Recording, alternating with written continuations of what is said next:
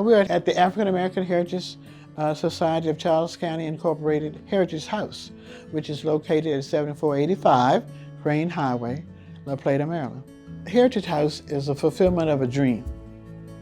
It's a fulfillment of a dream that William A. Diggs and Louise Webb had as they traveled from place to place with their traveling exhibition and demonstrations trying to illustrate the African American experience in our region, in the Southern Maryland region and beyond. Heritage House tells the story of the African American experience.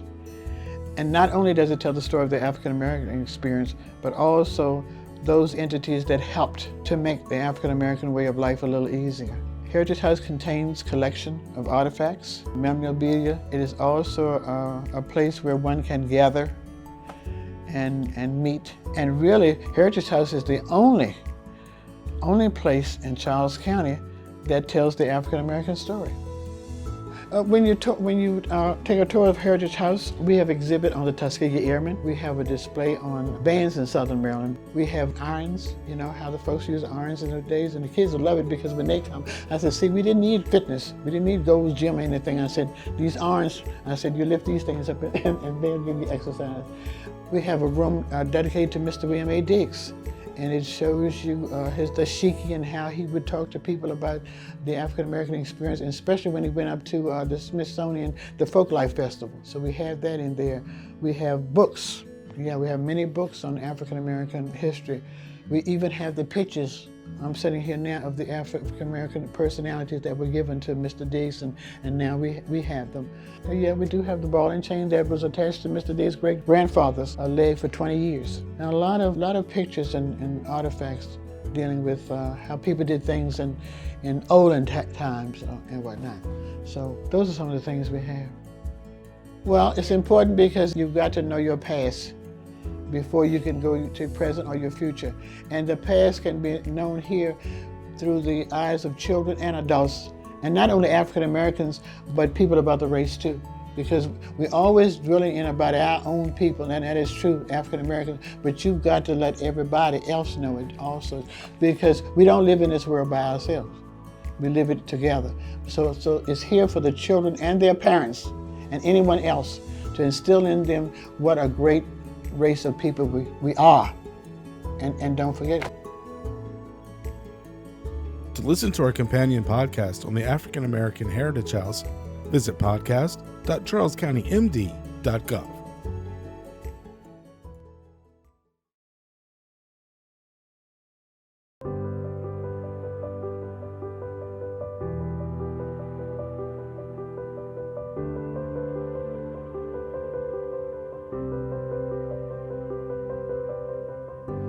For your present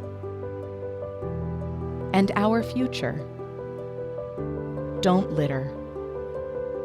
Do your part and keep Charles County beautiful. Applying for jobs with Charles County government is now easier and more efficient. Visit www.charlescountymd.gov for more information. I'm Kathy Thompson. I'm the Preservation and Long Range Planning Program Manager for Charles County Government, and I oversee the Historic Preservation Program. So that program aims to identify, to preserve, and really to celebrate the stories and the sites that are significant to our collective history. We have many historic sites in Charles County that are historically significant, and some of our earliest sites to be preserved and to recognize include sites that are associated with our Revolutionary War patriots, including Thomas Stone, the signer of the Declaration of Independence, or General William Smallwood, who served in the Revolutionary War and later became the governor of Maryland. And we have a wonderful tradition to celebrate of the Maryland 400, who were a group of soldiers who fought gallantly at the Battle of Brooklyn to hold the line, which was a key battle. So a wonderful tradition of sites that recognize and celebrate these early attempts to secure freedom.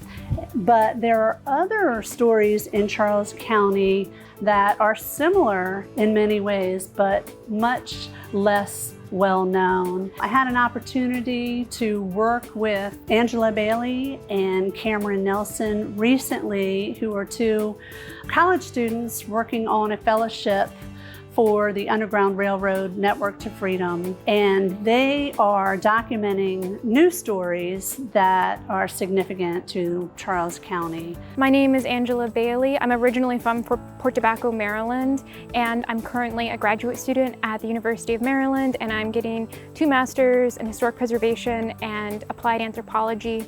I'm interested in the archaeology of slavery and becoming a historic archaeologist in the future. My name is Cameron Nelson. I'm a senior history and political science double major currently attending Howard University. And I am a part of the 400 Years of African American Fellows Program sponsored by the Maryland Department of Commerce, Transportation, and the Network to Freedom Foundation.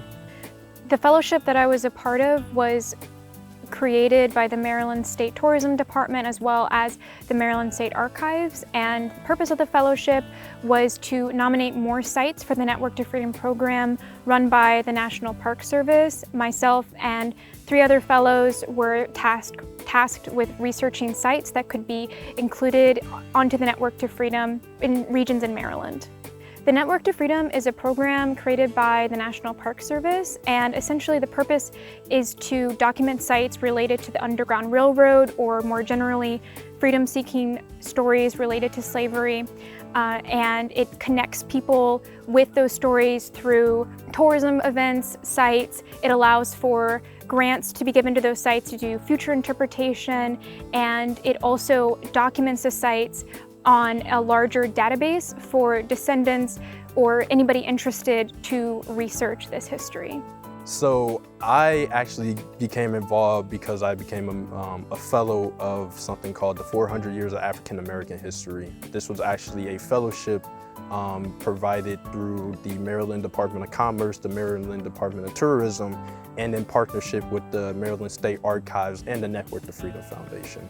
And so because of this, I had access to not only working with the Maryland State Archives, however, in my description for the fellowship, I also had to create applications for the Network to Freedom Foundation.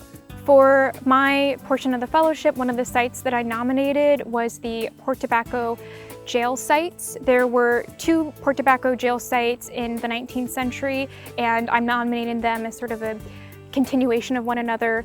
One of them, the earlier 19th century site, is associated with the Bill Wheeler and Mark Caesar 1845 escape. That was where they both were held, as well as other people involved with the escape. It was where Bill Wheeler eventually escaped in 1846 and when they were held waiting for trial.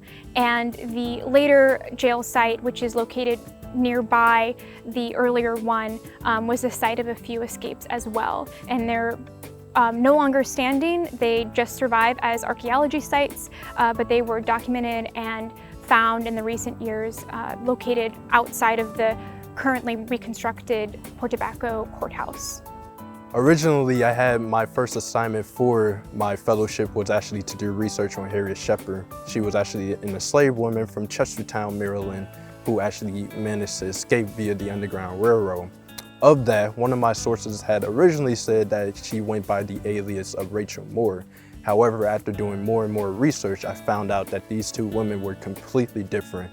And this actually had led me and piqued my interest in the fact that many of the stories that at first we thought we knew might have minute or minor details that we think all bring the story together, but in reality could lead to a completely different pathway.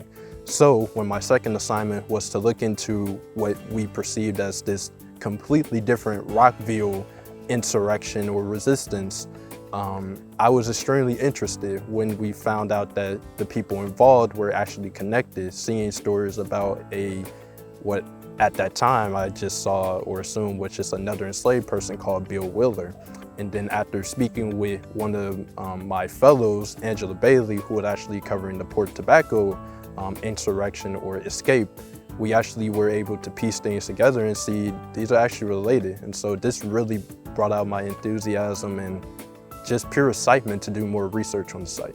I think the story of Mark Caesar and Bill Wheeler, who faced tremendous danger and bravery in their quest for freedom, is a story that equally deserves to be recognized and elevated and documented. So that's why I was so excited to work with Angela and Cameron on this project and to continue efforts to identify the sites that are significant to this story and work to preserve them for future generations.